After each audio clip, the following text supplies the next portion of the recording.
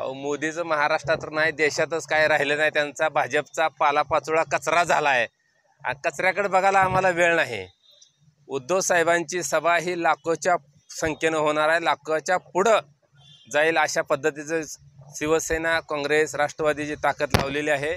आणि ताकद लावली म्हणण्यापेक्षा जी लोक भाजपच्या विरोधात चिडलेले आहेत.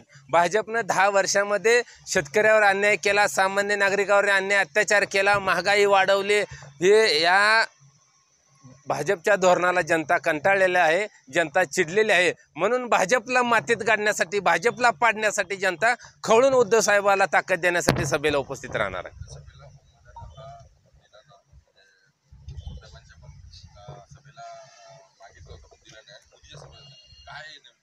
आता हे राव तुम्हाला सांगावं लागते का साहेब, काय धंदा? अहो मुळामध्ये निवडणूक आयोग ही कारभार स्वच्छ करते का ह्याच्यावर शंका आहे. निवडणूक आयोग ही भाजपच्या तालावर नाचणारं माकड आहे. म्हणून ज्या वेळेस आम्हाला देत नाही आणि त्यांना देतं, ह्याचं कारण निवडणूक आयोगानं सांगितलं पाहिजे, ह्याचं कारण पोलीस प्रशासनानं सांगितले पाहिजे. ज्यावेळेस दुसऱ्या विरोधी पक्षाला तुम्ही ग्राउंड देत नाही, विरोधी पक्षाला सुविधा देत नाही आणि तुम्ही भाजपवाल्यानं मागितल्या तुम्ही ताबडतोब त्यांना पाहिजे त्या पद्धतीनं सुविधा उपलब्ध करून देता, पाहिजे त्या पद्धतीनं कागद बनवून देता, त्यांना ताबडतोब ग्राउंड उपलब्ध करून देता. ही नेमकं निवडणूक आयोगाची खेळी काय चालली आहे हे निवडणूक आयोगानं सांगितलं पाहिजे.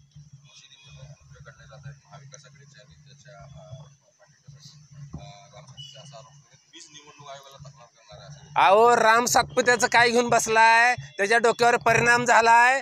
तसं भाजपच्या सगळ्या नेत्यांची टराटरा फाटली आहे. कारण सोलापूर जिल्ह्यातला नाही तर महाराष्ट्रातला सगळा मुसलमान समाज बांधव हे उद्धव साहेबांसोबत आहे, उद्धव साहेबांना ताकद देणार आहे. कारण उद्धव साहेबांनी कोरोनामुळे एवढं अत्यंत चांगलं काम केलेलं आहे.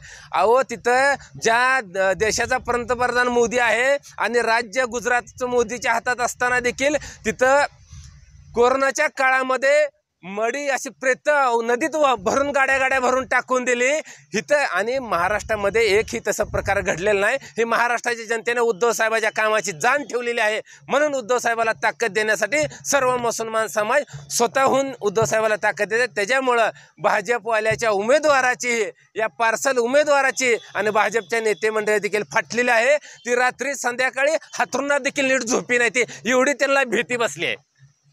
बंधुप्रेम न्यूज चॅनलला लाईक, सबस्क्राईब व बेल आयकॉन दाबायला विसरू नका. धन्यवाद.